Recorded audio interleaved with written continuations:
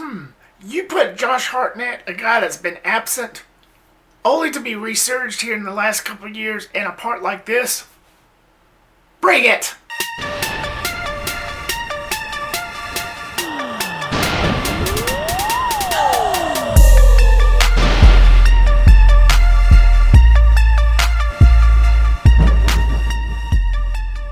What's up, and welcome to my review of Trap, the latest from director M. Night Shyamalan, which basically follows a serial killer who takes his daughter to a concert, only to learn that the concert itself is a setup, a trap for him, which forces him to evade police blockades and plan out an escape plan while avoiding getting caught. Thank you so much, guys, as always, for clicking here. I really do appreciate it. So this is something that has piqued my interest a little, and something I was a little curious about, especially since I knew who was behind the camera in M. Night Shyamalan. Now, I've said this before, I do respect him as a filmmaker. Granted, I'm not a massive fan. He's not somebody that I just must go out and find every single film that he's done. I might have seen like 5 or 6 tops. I know he's made more than that, but he's not somebody that I get overtly enthusiastic about.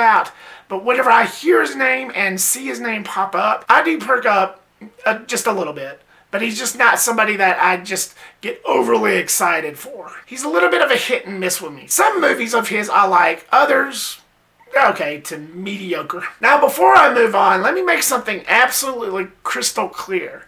Every single one of my reviews are spoiler-free. For those of you who have been following me, you know this. I do not do spoiler videos. You know, a fellow YouTuber and subscriber was actually asking me about that the other day via Facebook. He's a guy that I stay in touch with every now and then. His name is Louie TV. I'll have the description and the link down below to his channel. So I think you should check him out. He's pretty cool. If I would do a spoiler video anytime soon. And I told him I'd think about it, but for now, especially when it comes to movies like this, I just don't do that, no matter how long they've been out. So with M. Night Shyamalan, he's got a certain style, he's got a certain way of telling storylines, and there's always a little twist at the end of every single one of his movies. It's basically his trademark, and some people might consider that as a spoiler, but it's only a spoiler whenever I tell you what actually happened. And trust me, every time, I'm never going to tell you what happens unless you go experience it for yourself. That's the only way. You will not get anything from me. I'm not that guy. So I just want to make that absolutely clear before I move on. With that being said, was this the best of nights that I've seen? Did this blow me out of the water? Or was this just another Shyamalan-zaster? Starting off with the positives for Trap, I thought that this was a pretty interesting concept, having an antagonist, a villain, a serial killer, of all people, to be the main star of a film. Him being the main lead of the film. You basically follow him and his daughter, goes to this random concert that his daughter is a massive fan of, and he finds out that there's barricades, and he starts noticing little things like policemen everywhere and just barricades everywhere. So he basically finds out that this whole thing is a trap for him. So he tries to find ways to escape this place like 90% of the film.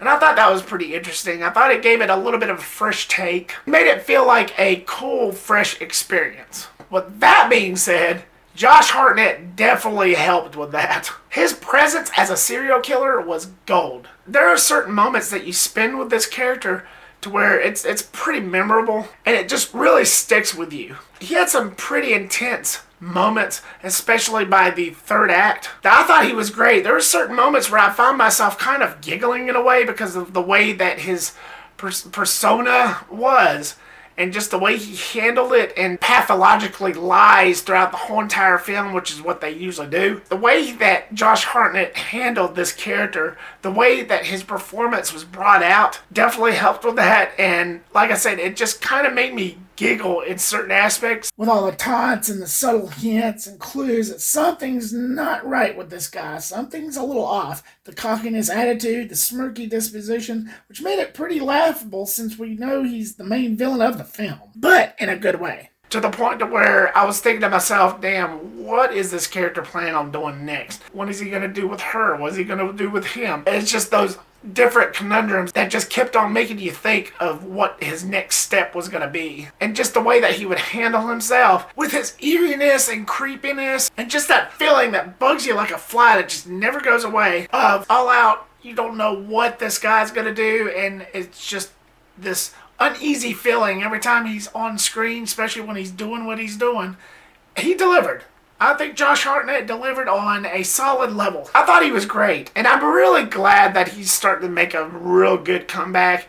I've started noticing his comeback for a couple years now, especially in the last few Guy Ritchie directed films. I've been following this guy since his Halloween H2O and Faculty days. Even Lucky Number 11, which unfortunately I think that's the movie that kind of made him disappear there for a little while for some reason. I don't understand why, but whatever. It is what it is. But I'm glad he's making a comeback now. And I think a part like this really suited him. Like I said, he brought a certain comedic element to where I couldn't help but laugh and think, what is he going to do next? The way that he would deliver his lines when he would just act normal and nobody knows that they're in danger because of this guy. This guy plays it so coy that it's almost kind of funny in a good way. But again, he pulled it off pretty well.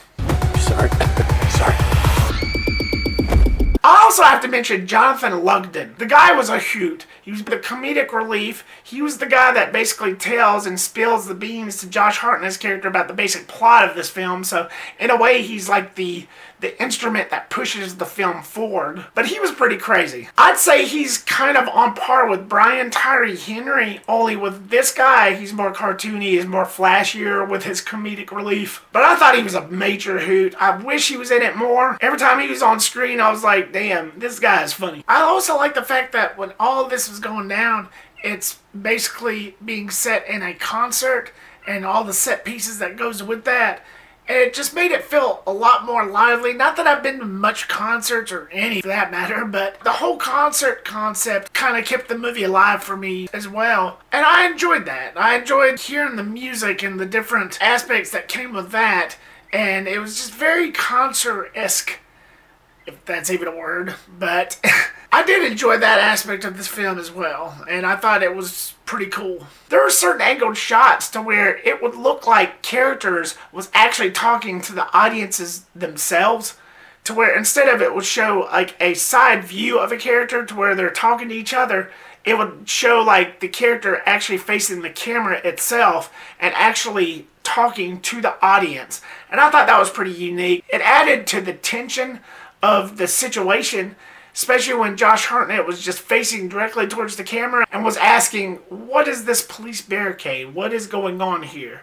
Oh, okay, I see. You know, he was thinking something because he was just looking or directly at the camera. And again, I thought that added to the tension base, and it just, again, brought another fresh take on how this film presented itself. It just added to the coolness, and I really did appreciate that aspect. And I thought it was quite effective. It's kind of dope, right? Moving on to my mixed. And again, this is a spoiler-free video, and because of that, I'm going to make this as short and sweet as possible.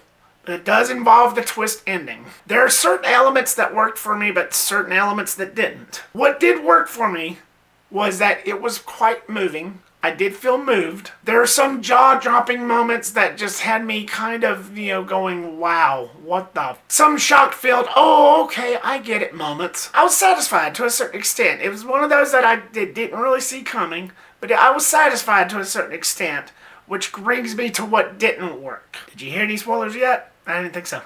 There's also certain aspects to this that made zero sense whatsoever. In terms of logic, and I know you're supposed to disband your belief as much as possible when it comes to films like this, but if you really start looking down certain paths that lead to certain destinations, when it comes to this, it's just something that I couldn't look past, and it's just something that I couldn't ignore. It's just something that never quite settled with me as the film came to a close, and that is all I'll say. But despite all that, did you notice there's no negatives?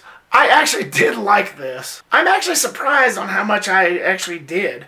It was a fun experience, an enjoyable experience. It was a happy accident.